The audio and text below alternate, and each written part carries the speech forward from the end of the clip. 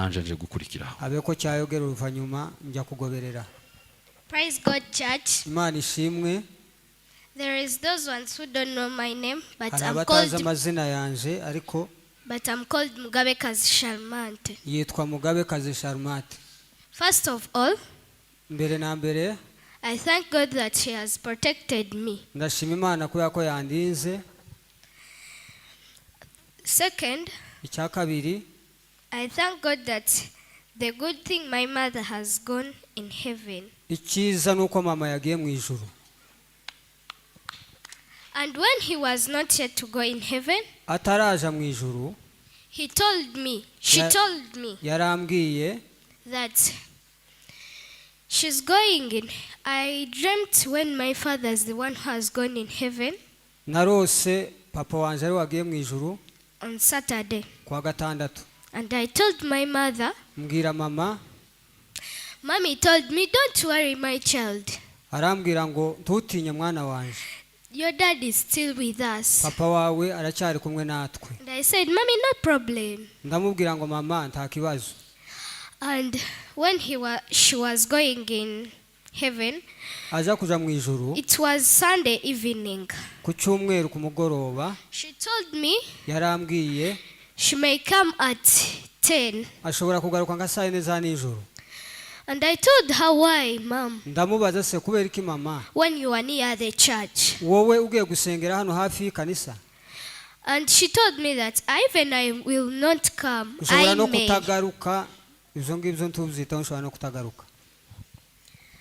And she told me that Arambwira ngo I'm going in heaven, the truth. ukuri ndaja mu ijuru.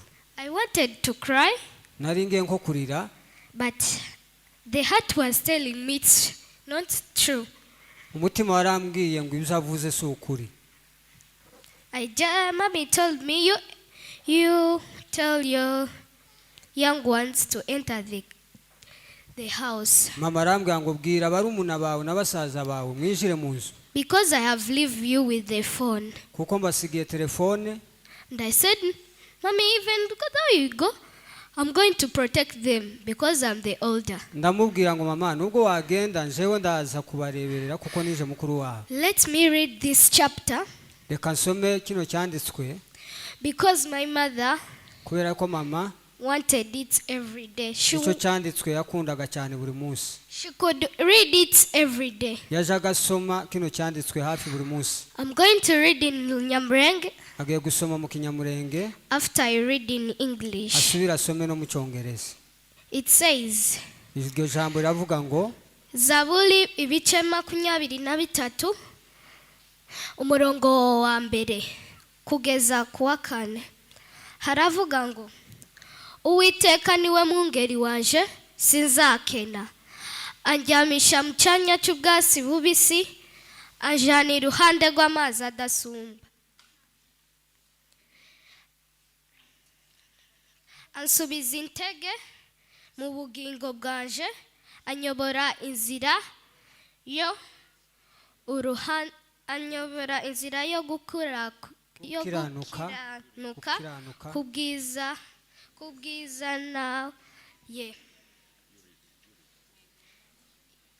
Murongo wa 4 naho nanyura mu gikombe cy'igicucu cy'urupfu, sizatinya ikibi cyose, kuko ndi kumwe nawe, ishimbo ryawe n'ikoni yawe nibyo bizampumuriza. In English it says, mu Cyongereza, reka some no mu Cyongereza. The Lord is my shepherd, I shall not want. He makes me lie down in green patches. He leads me beside the still waters. He restores my soul. He leads me in the path of righteousness for his name's sake. Even though I walk through